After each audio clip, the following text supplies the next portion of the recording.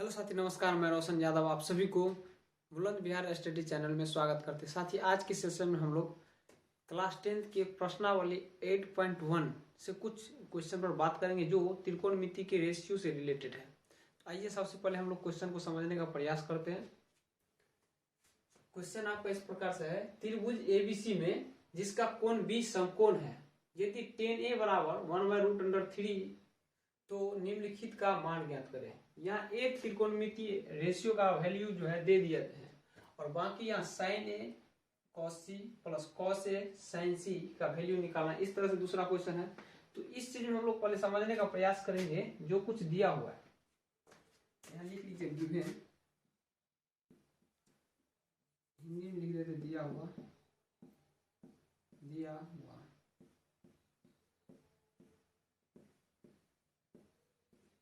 कैसे दिया हुआ है कि tan A बराबर 1/√3 दे दिया है। अब यहाँ देखिए, जब भी किसी त्रिकोणमितीय अनुपात का मान दिया रहता है तो उस कंडीशन में लंब आधार या कर्ण आधार कोई दो समकोण त्रिभुज के किसी दो भुजाओं का जो मान जो है ऑलरेडी दे दिया रहता है, जिसमें बी कोण कितना है 90 डिग्री है। पहले हम इसका नामकरण कर लेते ए बी और सी। बी कोण यदि 90 डिग्री है तो कोण सी और कोण ए क्या होगा, न्यून कोण कहलाएगा। अब यहाँ देखिए tan A का वैल्यू कितना लिखा है 1/√3 दिया है। और इसे पिछले वीडियो में हम बताते हैं कि कोई भी त्रिकोणमितीय अनुपात होता है सबका अपना एक फॉर्मूला कंसेप्ट होता है भुजा के आधार पर। जैसे कि tan A का होता है tan थीटा बराबर क्या होता है, लंब बट्टा आधार होता है, लंब बट्टा आधार। और आप जानते हैं न्यून कोण के सामने का जो भुजा होता है वो क्या कहलाता है, लंब कहलाता है। अब यहाँ देखिए न्यून कोण क्या है, tan के साथ एंगल में A है, इसका मतलब इसका न्यून कोण क्या होगा A, और A के जस्ट सामने का जो भुजा होगा वो लंब कहलाएगा। अब यहाँ देखिए लंब का वैल्यू कितना 1 और आधार का वैल्यू कितना √3 है। तो लंब का वैल्यू हम यहाँ 1 रख दिए हैं और आधार इसका क्या संलग्न भुजा जो होता है वो √3 हो चुका है। बचा है सिर्फ क्या, तो कर्ण निकालना है। तो आप जानते हैं कि कर्ण का जो कंसेप्ट होता है √, लंब स्क्वायर प्लस आधार स्क्वायर। तो लंब का वैल्यू कितना है बता सकते हैं, एक का स्क्वायर हो गया और प्लस √3 का स्क्वायर। फाइनली ये कितना हो गया आपका 1 प्लस 3 √4 और √4 का वैल्यू कितना हो गया 2। तो ये कर्ण जो है ये 2 निकल चुका है। अब यहाँ देखिए इस त्रिभुज एबीसी में सभी भुजाओं का जो वैल्यू होता है ना वो निकल चुका है।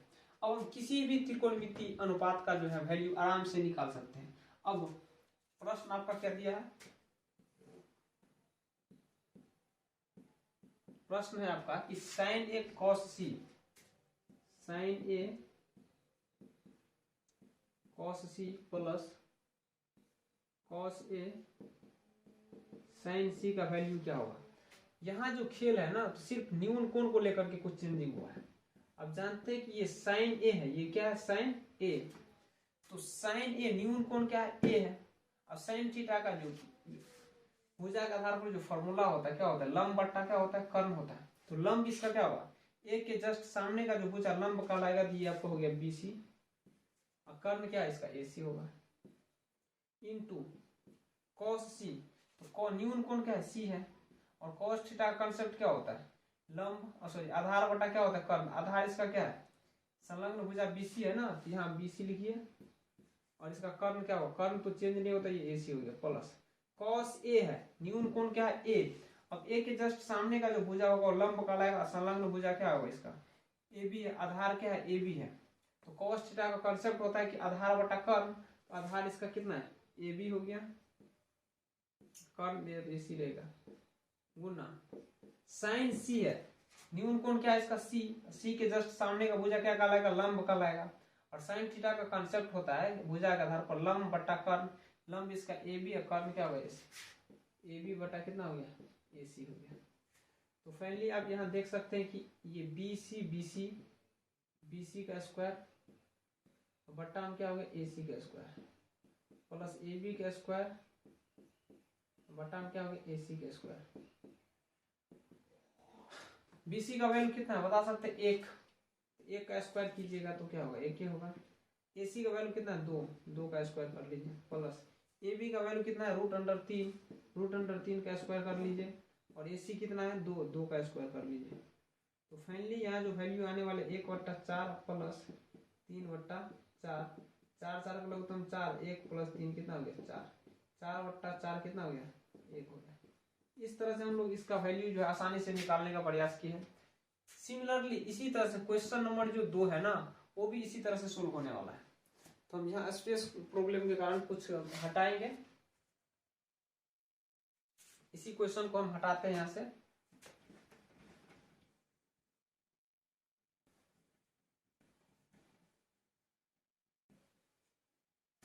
अगला क्वेश्चन है आपका cos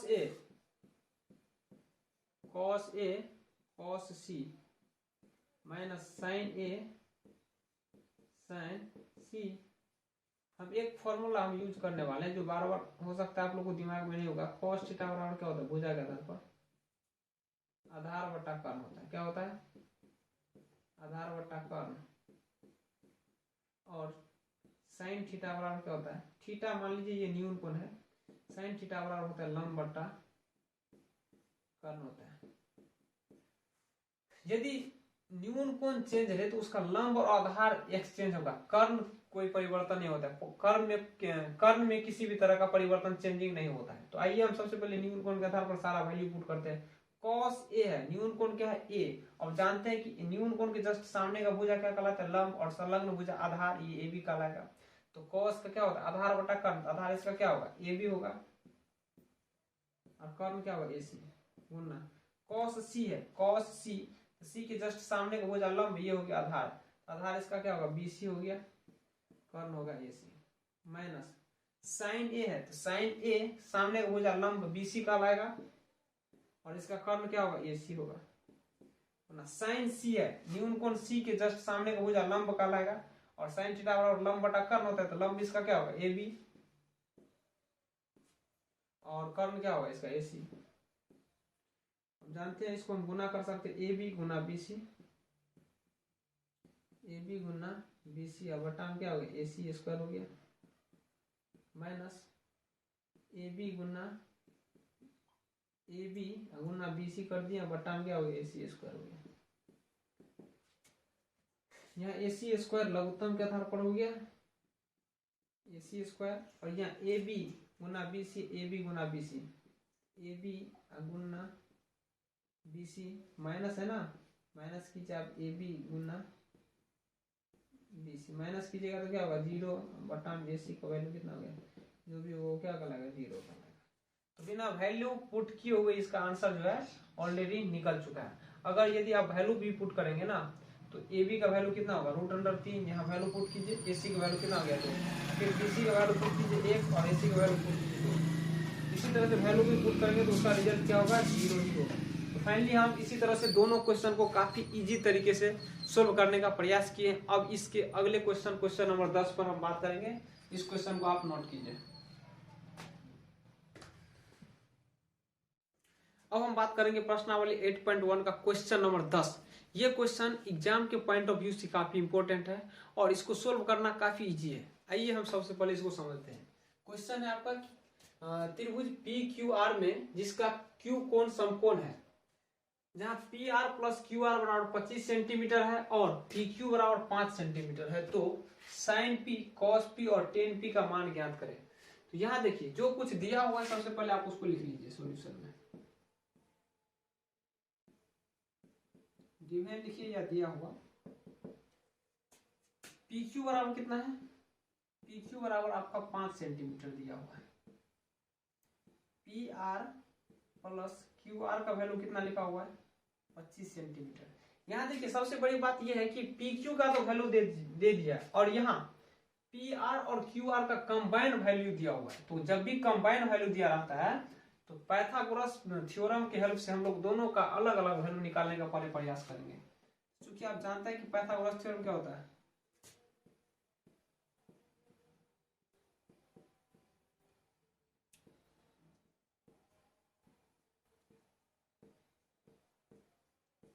पाइथागोरस का जो प्रमेय है वो बताता है कि कर्ण जो आपका है PR है, PR का स्क्वायर और ये दो भुजाओं के स्क्वायर के योगफल के बराबर होता है। तो ये PQ का स्क्वायर प्लस क्यू आर के स्क्वायर के बराबर हो गया।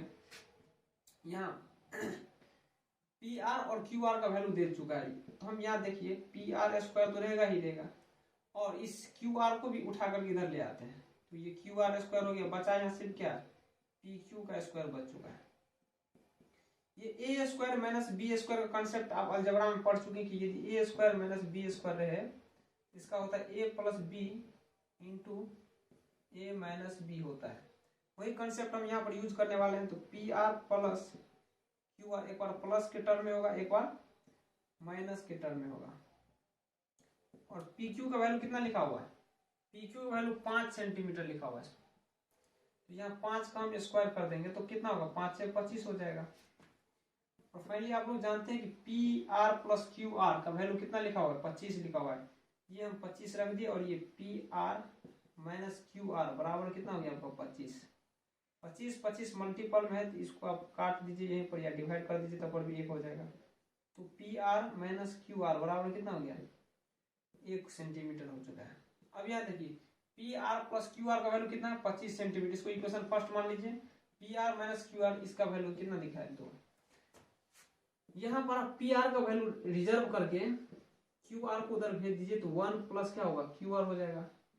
इसी को समीकरण फर्स्ट मान लीजिए, समीकरण फर्स्ट। अब यहाँ देखिए पी आर का वैल्यू क्या फर्स्ट में अगर पुट कर देंगे तो क्यू आर का वैल्यू आराम से निकल जाएगा।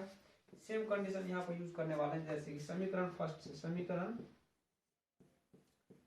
से इसमें क्या है, P R plus Q R बराबर 25 सेंटीमीटर है, और यहाँ पी आर का वैल्यू कितना आया, 1 प्लस क्यू आर। तो पी आर की जगह हम लिख सकते हैं 1 plus Q R plus Q R बराबर कितना, 25 सेंटीमीटर हो गया।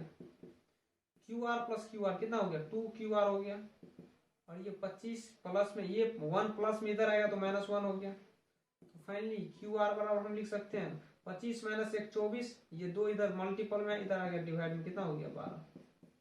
तो क्यू आर का वैल्यू निकल चुका है। यही क्यू आर का वैल्यू यदि हम समीकरण सेकेंड में पुट कर देंगे तो पी आर का वैल्यू निकल जाएगा। अब समीकरण यहाँ लिख दीजिए। अब समीकरण एक में क्यू आर बराबर 1 रखने पर समीकरण एक क्या है, पी आर बराबर कितना है, पी आर बराबर 1 प्लस क्यू आर है। तो पी आर बराबर कितना हो गया, 1 प्लस 12, ये कितना हो गया 13। तो फाइनली हम लोग पी आर भी निकाल चुके हैं। ये पी आर का वैल्यू आपका कितना हो गया, 13 हो गया। क्यू आर का वैल्यू कितना हो गया, 12। अब कोई भी त्रिकोणमितीय अनुपात का वैल्यू अगर हमसे पूछेगा तो हम आसानी से उसको निकाल सकते हैं। यहाँ के बाद आप यहां से लिखिए। अब साइन पी पूछ रहा है आपसे, साइन पी का वैल्यू क्या होगा, क्योंकि आप जानते हैं कि साइन थीटा बराबर क्या होता है, साइन पी बराबर लंब बटा क्या होगा, कर्ण होगा। और P यदि न्यून कोण है, यदि P न्यून कोण है तो इसके जस्ट सामने का भुजा क्या कहलाएगा, लंब कहलाएगा। और ये लंब कितना है, 12 है। ये लंब हो गया 12, कर्ण कितना हो गया 13। उसी तरह से अगला है cos P, cos थीटा बराबर आधार बटा कर्ण होता है, आधार बटा कर्ण होता है। आधार कितना है इसका, संलग्न भुजा 5 हो गया, और कर्ण कितना है 13, 5 बटा कितना हो गया 13। और tan P है, तो tan थीटा बराबर तो लंब बटा आधार होता है, लंब कितना हो गया 12, आधार कितना हो गया 5। तो फाइनली इस तरह से हम तीनों त्रिकोणमितीय अनुपात का वैल्यू जो है इस क्वेश्चन के माध्यम से निकाल लिए। अब इसी बेस पर यदि यहाँ पर प्लस दिया था तो हम निकालें, यदि यहाँ पर माइनस रहेगा तो उसको हम कैसे सोल्व करेंगे। सिमिलर क्वेश्चन है, फिर भी उस क्वेश्चन को हम बनाने का प्रयास करेंगे। इस क्वेश्चन को आप स्क्रीनशॉट लीजिए या क्वेश्चन वीडियो को पोस्ट कीजिए, नोट कीजिए। अब हम अगले क्वेश्चन पर बात करेंगे। जस्ट सिमिलर क्वेश्चन है इसी तरह से, जैसे कि हम क्वेश्चन नंबर 10 को सोल्व किए, जस्ट उसी तरह से सिमिलर क्वेश्चन यहाँ पर है। सिर्फ अंतर यहाँ इस क्वेश्चन का ये है कि वहां प्लस था, यहाँ अभी माइनस है। तो सेम उसी प्रोसेस से इस क्वेश्चन को भी हम लोग सोल्व करने का प्रयास करेंगे। आइए सबसे पहले क्वेश्चन को चेक करते हैं। त्रिभुज POPQ, त्रिभुज OPQ में जिसका कोण P समकोण है, जिसमें OP बराबर 7 सेंटीमीटर और OQ माइनस PQ बराबर 1 सेंटीमीटर है, तो साइन Q और cos P का मान ज्ञात करें। सिमिलर उसी तरह से जो कुछ दिया हुआ है आप उसको लिख लीजिए सबसे पहले।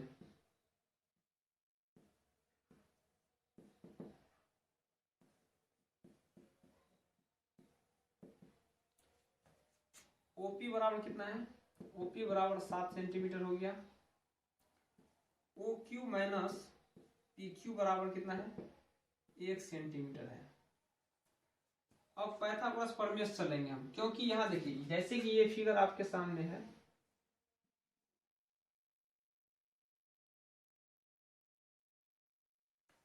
पी कौन समकोण है, यहाँ पी लिख लीजिए, ये ओ हो गया, ओ पी और क्यू, ठीक। ओपी का वैल्यू कितना लिखा हुआ है, ये 7 सेंटीमीटर ओपी है आपका। ये दोनों का दोनों क्या है, न्यून कोण है। और यहाँ ओ क्यू और पी क्यू का जो वैल्यू है वो कंबाइन में दिया हुआ है। तो कंबाइन जब भी वैल्यू रहता है तो उसमें पाइथागोरस प्रमेय का हम कंसेप्ट लगा करके दोनों अलग अलग वैल्यू पहले हम लोग निकालने का प्रयास करेंगे। पाइथागोरस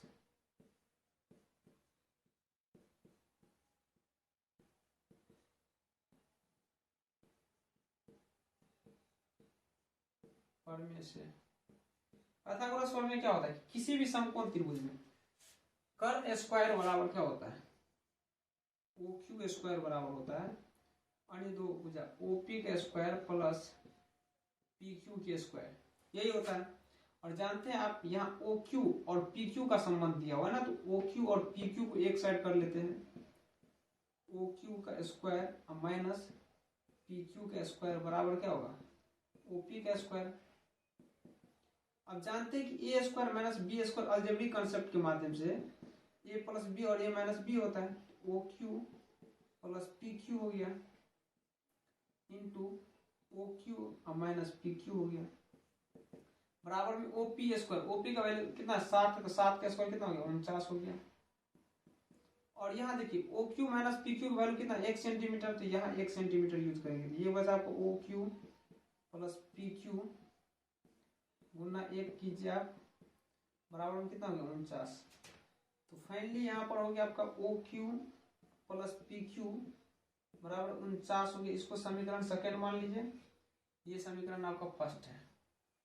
या इसी चीज को आप ड्राइव करके ये भी लिख सकते हैं, ओ क्यू बराबर 49 minus P Q, 49 minus P Q, इसको आप समीकरण सेकेंड मान लीजिए। यही चीज को पुट करना है कहाँ, समीकरण फर्स्ट में। अब समीकरण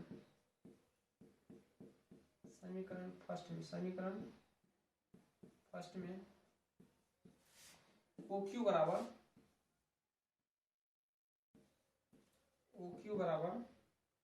49 माइनस पी क्यू रखने पर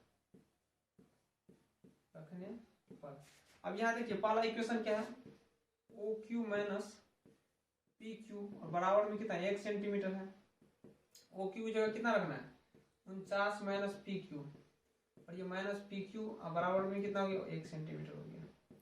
तो फाइनली यहाँ देखिए ये 49 टर्म को उधर भेज देते हैं, माइनस पी क्यू माइनस कितना हो गया, 2 पी क्यू हो गया, और यहाँ 1 माइनस 49, तो फाइनली ये हो गया माइनस 2 पी क्यू बराबर माइनस कितना हो गया, 48। माइनस और माइनस कैंसिल हो गया, 2 से आप इसको काटिएगा तो कितना होगा, 24 हो जाएगा। फाइनली पी क्यू बराबर कितना हो गया, 24 सेंटीमीटर।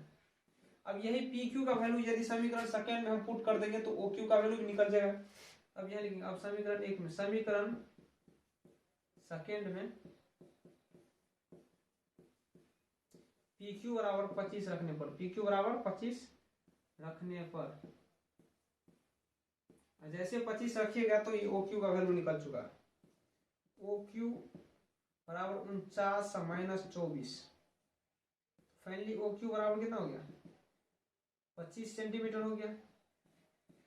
अब यहाँ देखिए इस पाइथागोरस प्रमेयकरण के हिसाब से हम लोग समकोण त्रिभुज के सभी भुजाओं का जो वैल्यू होता है वो निकाल चुके। पी क्यू बराबर आपका 24 सेंटीमीटर हो गया, ओ क्यू बराबर 25 सेंटीमीटर हो चुका।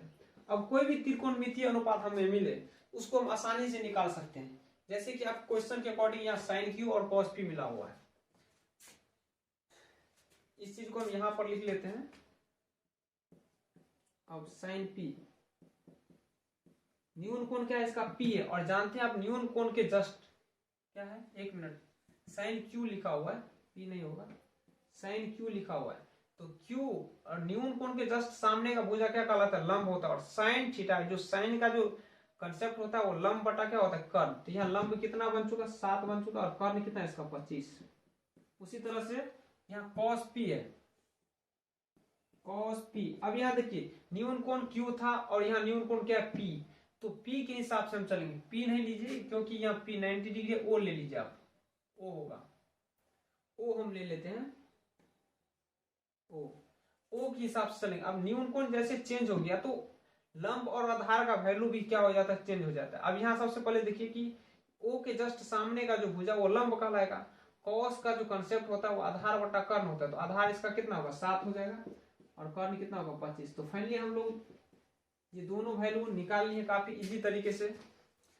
तो ये था कुछ क्वेश्चन, कंसेप्चुअल क्वेश्चन था त्रिकोणमितीय अनुपात के आधारित। अब अगले वीडियो में हम लोग एंगल से रिलेटेड सारा कंसेप्ट को पहले पढ़ेंगे, उसके बाद उसी से रिलेटेड सारे क्वेश्चन पर बात करेंगे। तो मिलते हैं अगले वीडियो में।